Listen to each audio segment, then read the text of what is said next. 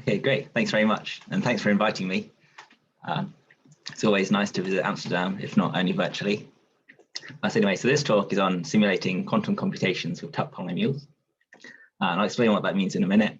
And this work was done while I was at the University of Bristol, but it also sat on my overleaf for about a year. And I did quite a lot of the work at UTS a while ago. So what is this talk about? So the goal is, we've got some quantum circuit U for some universal class. We're going to say got n qubits, and we just like to compute this probability amplitude. So I guess you take the absolute value squared, you get the probability of getting the all zeros, and you could think about this as being any probability amplitude because we can just add x gates into U to replace the zeros with an x. So that's our goal. But unfortunately, this problem is sharply hard in general. So this is some hard complexity class, and the best we could expect without some major breakthroughs is that this algorithm is going to take us exponential time. So the question that we're trying to ask is, even though it's going to take exponential time, what's the best we could do? Maybe it's a small exponential time or something like this. So our approach to this problem is we're going to map the problem to the evaluation of a Tutte polynomial. And I'll get to what this is on the next slide. But it's been known since about 2007 that this problem is actually proportional to the evaluation of some Tutte polynomial or some graph at particular points. And there's algorithms for computing Tutte polynomials. So if we just use this result of Aronov, and then we use this algorithm of Haggard, Pearson, Royal, then we've already got an algorithm for solving our problem. So how this Haggard, Pearson, Royal algorithm works is you're going to recursively compute this polynomial, and as you go through, you're going to see if there's some structural properties of the problem that you can exploit. And by doing this, you're going to get a faster algorithm. So what we do is we combine this, well, we combine a different mapping, but essentially a mapping between the problem we're interested in and the evaluation of a Tutte polynomial. We then apply the Haggard, Pearson, Royal algorithm. But then because we're trying to evaluate this polynomial at a particular point, there's several other techniques from quantum systems that we can exploit to get an even faster algorithm for this particular problem. So this algorithm is going to give us a heuristic algorithm. And what I mean by that is the algorithm will always work, but it's very hard to say anything rigorous about how long it will take. So we have some nice upper bounds, but it's hard to say given an instance how long it will take. Okay, so now let's just go to the complexity of this problem. So these circles represent complexity classes. And intuitively speaking, the more circles you're in, the easier problem it is. So all the way down here, we have P, which is the class of problems that can be solved in polynomial time. Above this, we have NP, I guess the two most famous classes. And then we have a P with randomness called BPP, or bounded error probabilistic polynomial time. BQP, the quantum version of this. And we have factoring inside BQP and NP. And then above most of this, we have the polynomial hierarchy. And then even further above this, we have this class called P to the sharp P. And you can just think of this as being sharp P hard. So roughly what this class is NP, well, so you're essentially counting the number of solutions to a problem in NP. So you can think of it as a polynomial. NP is saying, is there an input to this polynomial that will evaluate to 1? And sharp P is saying how many inputs this polynomial will evaluate to be 1. So how hard is the problem we're interested in? So exactly, it's all the way up here in P to the sharp P. And even if you want to approximate it to a relative error, it's still P to the sharp P hard. And if you want an additive error approximation, it's BQP hard, which means that it captures the complexity of class of problems we can solve on a quantum computer. Exactly. So that's how hard the problem we're trying to solve is. And let me just tell you what the Tutte polynomial is. So the Tutte polynomial is bivariate graph polynomial in X and Y. So that what that means is that you have some graph, and to this you can construct a polynomial in the variables X and Y. So this is one way to define the Tutte polynomial, which looks like quite a mess. So you're given some graph G, and it has vertex set V and edge set E. And you sum over all subsets of edges in this graph. So this is already going to be like quite a long time to compute this. And then for each of these subsets, you compute this thing. So Ka, or this kappa A, is the number of connected components in the subgraph defined by the edge set A. And kappa E is just the number of connected components of the graph. So if your graph's connected, this can be just replaced by 1. And A is just the absolute, or the norm of A is just the number of edges in your set. And the absolute value of V is just the number of vertices in the graph. So this seems like quite a kind of strange definition. And just some history, it was discovered in 1947. And well, since then it's been generalized to matroids too. So I don't know what you would consider to be the best polynomial in the world, but I'm going to argue that it's the Tutte polynomial. So suppose that you've got some graph and you compute the Tutte polynomial of this graph. Then you can plug in different values of x and y to tell you like lots of counting problems. So for example, suppose you've computed the Tutte polynomial of this graph G, then if you just plug in 1 and 1, that just tells you how many spanning trees there are in the graph. 2, 1, it tells you the number of forests there are. 1, 2, the number of spanning subcycles. 2, 0, the number of cyclic orientations.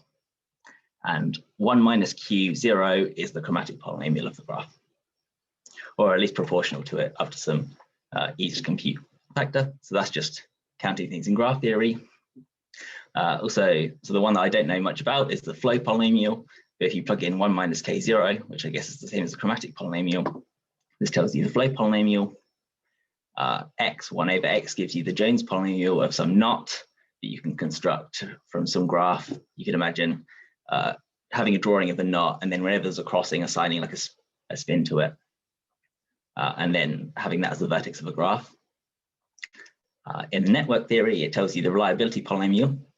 So this says if you've got a graph G and each edge fails with probability P, then the reliability polynomial is the probability the graph is like connected. So it's sort of saying how reliable is this network if like a random thing could fail with probability P. So you have graph isomorphism, and the isomorphic graphs have the same Tutte polynomial, but the converse isn't true. You can have two non-isomorphic graphs that have different Tutte polynomials. In coding theory, it tells you the weight and numerator polynomial of some like binary code. And in statistical physics, probably the one that's most relevant to this talk is that when x minus 1, y minus 1 equals q, this gives you the q-state Potts model partition function defined on this graph. So that's my claim of why the Tutte polynomial is the best polynomial. And now we can relate it to quantum computing. So suppose that we have some gate set defined by some value theta. So this gate set consists of Hadamard and then e to the I theta x, the usual Pauli matrix x, and e to the I theta xx. So without too much trouble, you can show that when theta equals pi over 4, this generates the whole set of Clifford gates in the circuit. And when theta equals pi over 8, this is the universal gate set. So this is the same as adding a T gate to your gate set. So what we're going to do now in the next few steps is we're going to take this gate set and show that if we allow post-selection, we can implement it just using these e to the I theta xx gates. So I think for the remainder of the talk, just imagine that theta is fixed as being pi over 8. So that's like the simplest case to deal with. So how this works is, firstly, we replace all the Hadamard gates with the Hadamard gadget. So this is used in the proof of post IQP equals post BQP by Bremner, Joseph, and Shepherd. And how it works is, so in this picture here, we add a new ancilla to our circuit in the 0 state. We then apply this unitary, so e to the I pi over 4, I minus x, I minus x. And then we post-select on the first qubit being in the 0 state. And then what we get is we've applied a Hadamard gate to the input state to the problem. So we firstly, for every Hadamard gate, we now replace it with this Hadamard gadget, which means that there's no more Hadamard gates in the circuit. So that's the first step of getting rid of the H gate. Now we need to get rid of the I theta x gates. So to do this, we add a new qubit in the 0 state. Technically, you have to do this for every connected component, but just assume for now that the circuit is connected. And then we replace every e to the I theta x t gate, say acting on qubit t, with e to the I theta x t xs. And then we construct a multigraph G where the vertices are qubits. So at this point here, we've just got a quantum circuit which just comprises e to the I theta xx gates. And then we construct a multigraph G where the vertices are qubits and edges are the e to the I theta xx gates. So occasionally you can have two of these gates acting between the same pair of qubits. That just gives you like a multi-edge in your graph. So this multi-graph that will be constructed will be a directed graph then, right? No, it won't be directed. Okay, but why not? So what do you mean by, or what would determine the direction, do you think? Yeah, it'll be like, so because you're taking a circuit and you're making it as a graph, won't it be in one direction, like one layer by layer, or? Oh, so everything, so at this point, where I've just got these, well, I guess before the Hadamard case, everything commutes, so you don't need any direction. Oh, okay. Okay, thank you. So you can imagine just like drawing the quantum circuit diagram and then just like assigning a vertex to every qubit in the input, and then just draw lines between them if there's a gate between them. Okay. So when you use this Hadamard gadget, I guess you're going to create some e to the I theta x gates because you have identity minus x, but then you just eliminate them in the next round. Yeah. Okay. Yeah. So this technique is, they use it in I guess like classical statistical physics to say, well, they show the complexity of like the Ising model with like a magnetic field is the same on a different graph without it. So it comes from this Welch's monograph. But yeah, you add these e to the I theta x gates, and then you replace them all by connecting to one thing. Okay, and then the claim is that this probability amplitude is now proportional to the Tutte polynomial at minus I cot theta e to the 2I theta. So what we've done is we've taken the problem we're interested in and we've mapped it into a Tutte polynomial that we can now apply our algorithm to. Okay, and now at this point, there's going to be some questions for the audience. So how hard is it to compute the Tutte polynomial at various different points? Because we've shown I say shown, I've told you it's sharply hard, but there might be points at which it's not sharply hard, like particular values of x and y. So this theorem from Jaeger, Verdig, and Welch in 1990 shows that evaluating the Tutte polynomial is sharply hard at every point except these particular ones. So the first one is x minus 1, y minus 1 equals 0. So would anyone like to guess what this point corresponds, or what this hyperbola corresponds to in the quantum setting?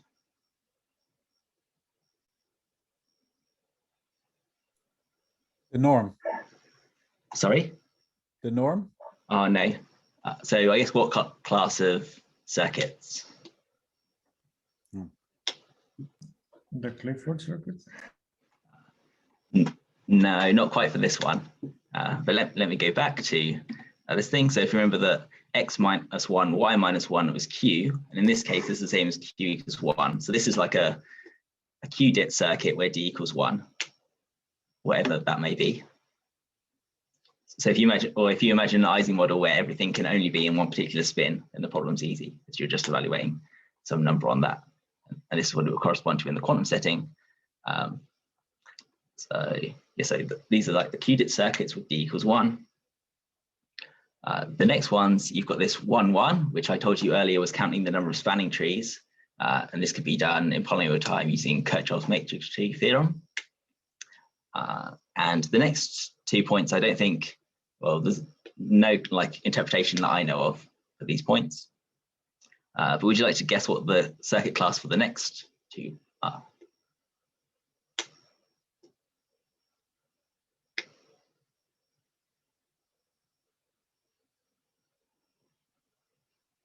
Okay, so these ones are what Mario said, these are the Clifford circuits, or the qubit Clifford circuits in particular.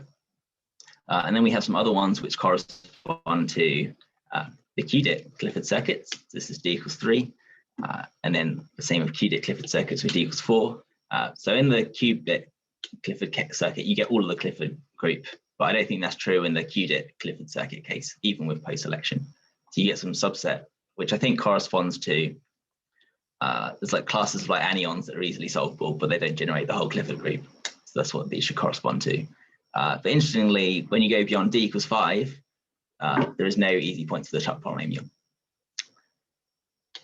So I don't know what happens there in terms of like the correspondence between like, because you can have like a d equals 5 Clifford circuit, but for some reason that might not correspond to Tutte polynomials for some reason. I guess you would also have like the match gates, but it's not clear if they correspond to anything. I'll actually get to match gates a bit later. So they rely on like the structure of the problem, right? So there has to be like a planar graph. So I do get to that, although I don't particularly call them match gates. Okay, so I've told you like one way of computing the Tutte polynomial. So it was this like horrible sum where you're summing over subsets, but it has this like nice property called deletion-contraction property. So this is like how the recursive algorithm works. And it says, suppose that you have like some graph and you just pick any edge in the graph. And then if E is neither a bridge or a loop, so a bridge in a graph is just like it's like an edge, where if you were to cut it, your graph would have like one more connected component than it did before. So like here, this thing has like 3 bridges, because if you were to cut any one, your graph would go from 1 component to 2 connected components. And a loop is just what you can imagine. There's one here, where it's just like an edge from one vertex to itself. And so if you pick an edge which isn't either of those things, then the Tutte polynomial is just this Tutte polynomial of the same graph where you've deleted that edge, so you've just removed it from the graph, plus the Tutte polynomial where you've contracted it. I think I've said this the wrong way around, so this one's contraction. Sorry, this one is deletion, this one's contraction. And contracting means that you just take the edge and you sort of like pull it together. So there'll be an example in here when I go through it. So that's what you do if the edge isn't a bridge or a loop. And if E is a bridge, then you can just delete the edge or contract it. So this turns out to be the same thing, but when it's a bridge, and then you just add a factor of x before it. And if E is a loop, then you just add a factor of y before it. So if you remember in the quantum setting, where I said what the correspondence was, so it's down here, that y is just e to the I theta, e to the 2i theta. So this is just a phase. So loops in this thing are just giving you like some global phase of the problem. Okay, so let's go through how the algorithm works. So in the first step, we start with some graph. And there's one which is slightly in bold, is the one we're going to do an action on. So on the left case, we've deleted it. So now I've got this graph where I've deleted it. And in the right one, we've got the case where I've contracted it. So we've taken the 2 edges and joined them together. And this gives us like a new multi-graph. You then pick a new edge, for example, this one, delete it, giving you this thing. This is just 3 bridges. So you get an x cubed. You can contract it to get a triangle and follow it through. Whenever you get a loop, you get a y. And then once you've done this procedure, you just sum up all of the terms at the end. And this gives you the Tutte polynomial of the graph that you had. So this is one algorithm, or one way of doing the algorithm. It's obviously quite slow. But you can slightly speed this up for multi-graphs or multi-edges. So say you've got an edge that you choose, and that's like a multi-edge, then you can sort of expand these definitions and have like tell you what happens if you delete a multi-edge or contract a multi-edge. So you can do like these operations in one go, essentially, if it's a multi-edge. Okay, so how good is this algorithm? The norm of E just denotes the number of edges in the underlying graph. Then the runtime is just 2 to the E. So from quantum computing, that's not very good. That's basically like 2 to the number of gates, or 2 to the number of gates plus the number of Hadamard gates, or something like this.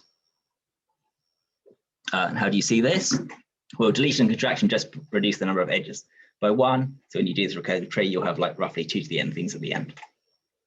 I guess in the worst case, but you can maybe do better than this sometimes.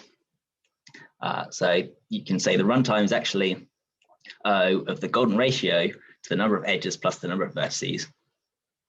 So goal ratio is like 1.62. And how do you prove this? So you define some variable s, which is just the number of edges plus the number of vertices. And then when you do this recursion, deletion just reduces this number by 1, as you're just deleting one edge, but contraction deletes it, removes it by 2, because you're contracting an edge and getting rid of it, and you're getting rid of one of the vertices. So this gives you the number of recursive calls as at most rs minus 1 from deletion plus rs minus 2 from contraction, which is just the Fibonacci recurrence. I think it's quite nice, but a more detailed analysis can show you that the runtime is actually the number of spanning trees in the graph times the number of edges. So this is actually the same as the Tutte polynomial 1, 1. So you can write the runtime of this deletion contraction algorithm in terms of the Tutte polynomial itself. But you can obviously compute this in polynomial time. And this is the result of Senkine, MA, and Tani from 95.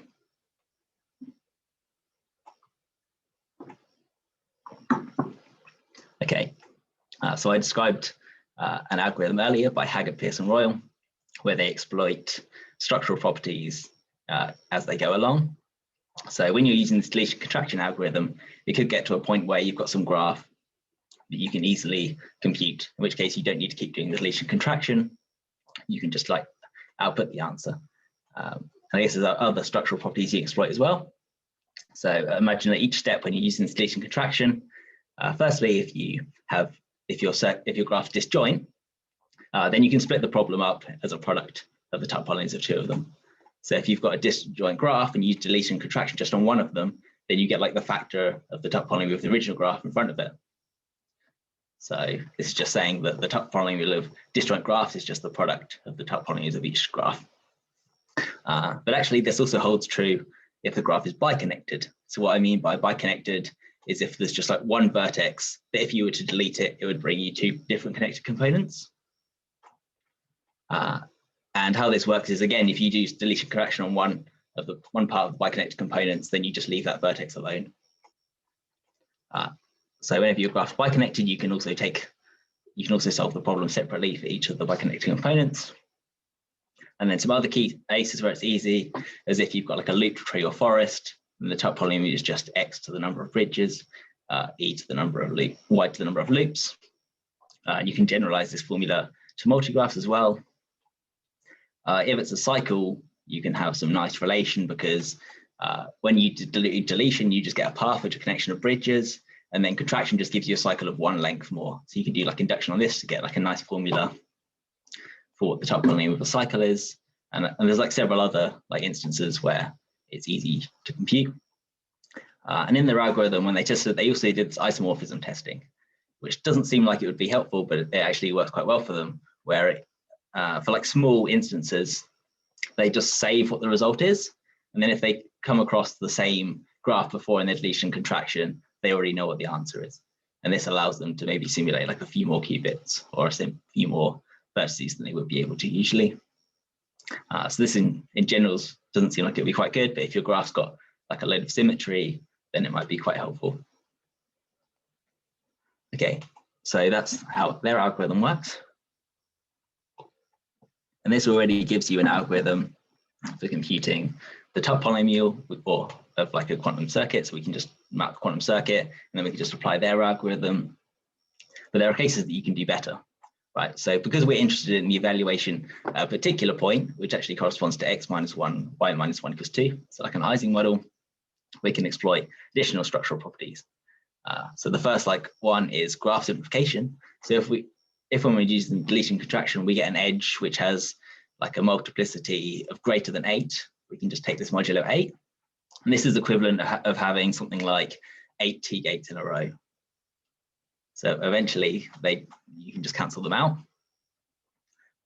And so also planarity, which is what Marius was talking about when he's talking about match gates. So when x minus 1, y minus 1 equals 2, and g is planar, then Tutte polynomial can be evaluated in polynomial time by the FKT algorithm. So how this works is like it's a reduction to counting perfect matchings in like a different graph, which is the same algorithm that's used for match gates. Well, I guess one of the many algorithms that are used to compute match gates. And then there's also another case where which is either like called Vertigan or Clifford. So these will correspond to if your circuit becomes Clifford at some point when you're using this deletion contraction. Or I call it Vertigan because in the top polynomial literature, the same algorithm for Clifford's is also called Vertigan's algorithm. So what it says is if the edge multiplicities are even, which means that kind of like for every T-like gate, you have 2 T-gates in a row, this is a Clifford circuit. And you can map the top polynomial of this like pi over 8 case to the top polynomial where you've like reduced the T-gates into like a single edge at minus II. And this was one of the easy points from Jaeger, Vertigan, and Welsh. So we can efficiently evaluate this using Vertigan's algorithm, or you could map it to a Clifford circuit and then solve the problem as it being a Clifford circuit. Yeah, so these graphs correspond to Clifford circuits, but our algorithm doesn't use isomorphism testing. And I figured because we were starting with a multigraph, that when you use the deletion contraction, you're very unlikely to get to the same multigraph again. But I guess there's like cases where there's a lot of symmetry that might happen.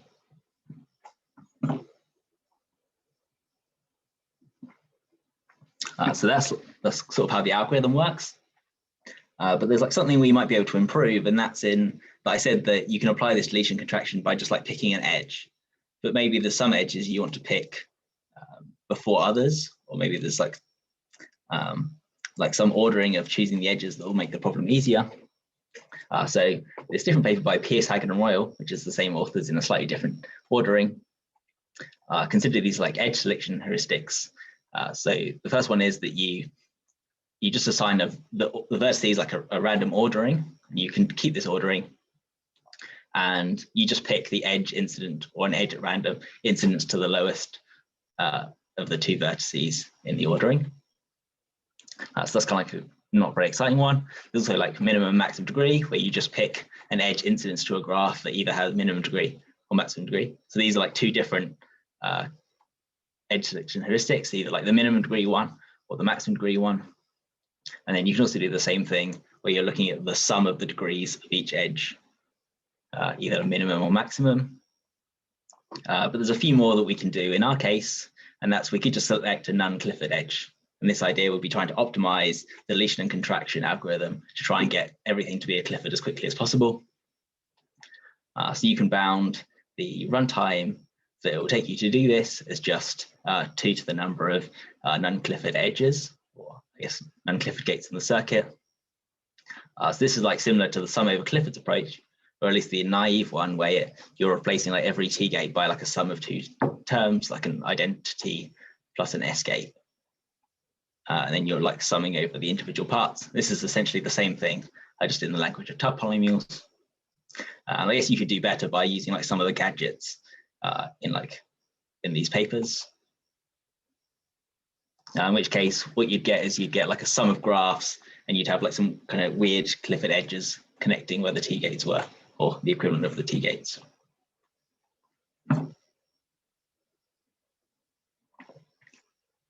So we just perform like some quick experimental results. And we just like test this algorithm on 2 classes of random quantum circuits of like 12 vertices, and then there's like 64 random instances for both of these. So the first is this dense class. So you take the complete graph. So this is the graph where it's got like n vertices, and every vertex is connected to every other vertex. And the edge multiplicities are chosen random between 0 and 7. So this is the class from Bremner, Jaser, and Shepherd on their like paper on like supremacy in like IQP circuits, where they conjecture this class to be hard on average. And then we also consider like another class where just each edge is chosen with probability of half. And then once that edge is in, then the multiplicities are chosen uniformly at random from 0 to 7. And just like some particularly not interesting results is that for the dense graph, the non-Vertigan edge selection heuristic performed the best, which is just deleting the Clifford, or deleting contracting the Clifford gates, the non-Clifford gates first. But interestingly, like when you do this algorithm, roughly like 76 of the instances that become easy were easier because the graph was planar. But obviously this depends like highly on how many vertices you started with. there's still like a 12 vertex like complete graph is still it's still going to be like quite hard for that to become a planar, and only 23% of the ones that become easy were easy because it was actually Clifford in the end. But the runtime of this was typically worse than just 2 to the number of vertices, which is like roughly what you could do just using like a naive approach. So it's not particularly good. But for sparse graphs, the maximum degree sum performed best, and roughly like 99% of the instances that became easy in the algorithm because it's planar, and about 1% because they were like these cycles or multi-cycles. And this typically performed better than like the 2 to the number of like qubits you can naively do. But there's some obvious like flaws with this. Isn't the worst case algorithm is terrible. It's like 2 to the number of like gates plus the number of basically plus the number of Hadamard gates, which is just like terrible. So what you'd want is you'd like want to be given an instance and say, okay, this like doesn't have any like structure that we can exploit. We should just run like some naive like vertex exponential time algorithm. And the algorithm that I wrote is also not very fast, so I wrote it in Sage Math, which is like got some really handy tools for like writing graph theory, particularly for writing the FKT algorithm. But for some reason, it's like really slow at computing algebraic determinants. Like it was taking like hours in Sage Math versus like seconds in Mathematica, even though the algorithm should like take like n cubed time. So you can just like use Sage Math to like export the problem when you have to compute these determinants to Mathematica and speed it up like quite a lot. And then also, I don't know how the algorithm performs on larger graphs. For example, like you're very unlikely to get to planar if you're starting with a complete graph or like more and more vertices. And then the performance of these edge selection heuristics may change depending on how large the graph you start with is. So there's like some additional approaches that you can try to like maybe improve the algorithm. So the first is like isomorphism testing. So I mentioned that Haggard, Pearce, and Royal did this to speed up their computation of Tutte polynomials, and that works quite well when the graph has symmetry. Or as I said, when the graph was biconnected, you can split it up into its biconnected components. You can also do this if it's k-connected. So this means that there's like a set of k vertices such that if you remove them, the graph will become disjoint. But you have like an exponential overhead when you do this in terms of k. But if k was like small, like 3 connected components, you'd be okay. Or you could just have like some threshold on what you think the tree width should be. And then if you're doing this recursion and you get like a low tree width graph, then you can just use like any of the tree width algorithms computing these problems. And then there's also a different edge selection heuristic, which is like also almost planar. So if your graph is close to being planar, or if there's some edges you can select to try and make it planar as quickly as you can, you could try and do that. And I guess this would correspond to, or it'd work quite well if the graph was a low genus. Okay, so that's like the end of how the algorithm works. But while doing this, we also get like a new algorithm for solving Clifford circuits based on like a characterization of like matroids. But I'm going to ignore the language of matroids.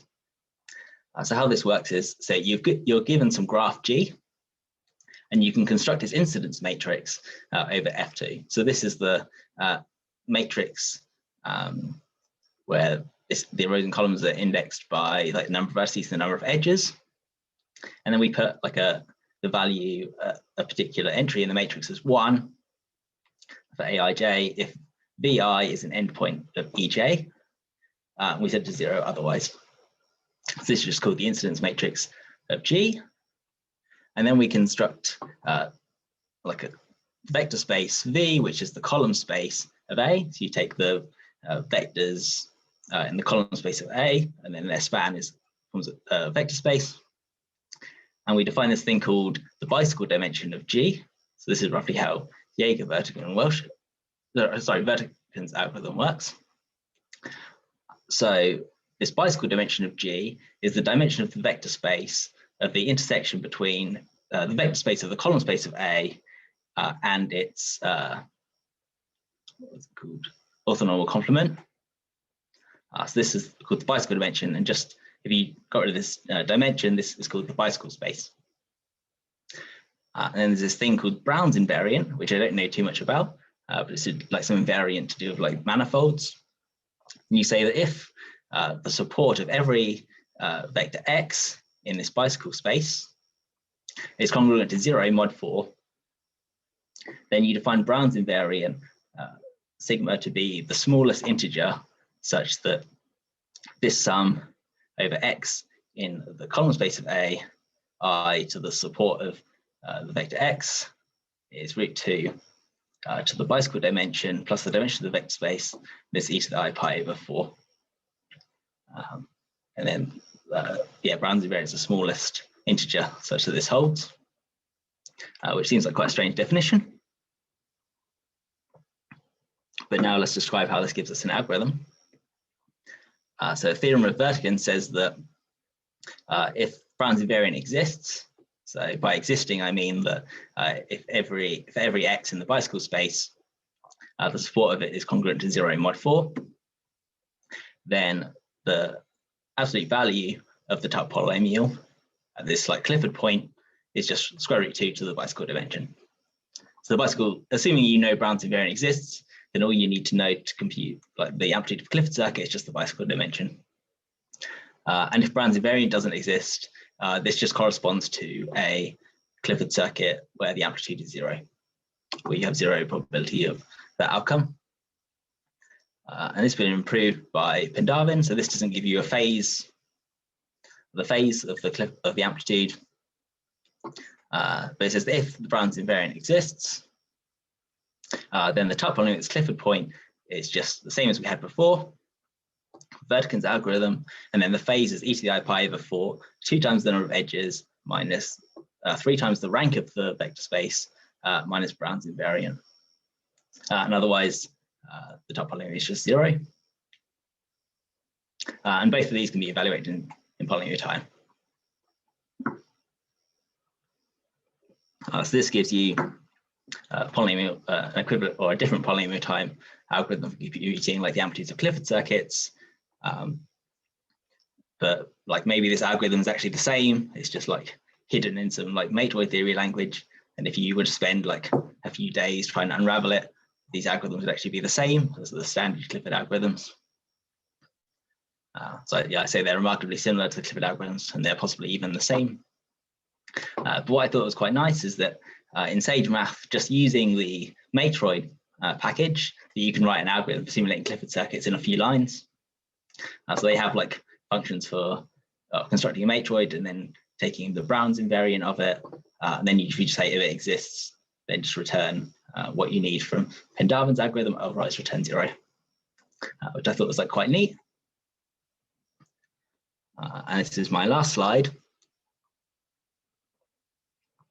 So this is sort of like a connection between what the algorithm is in terms of top polynomials and then like what the corresponding algorithm is in terms of like quantum computing.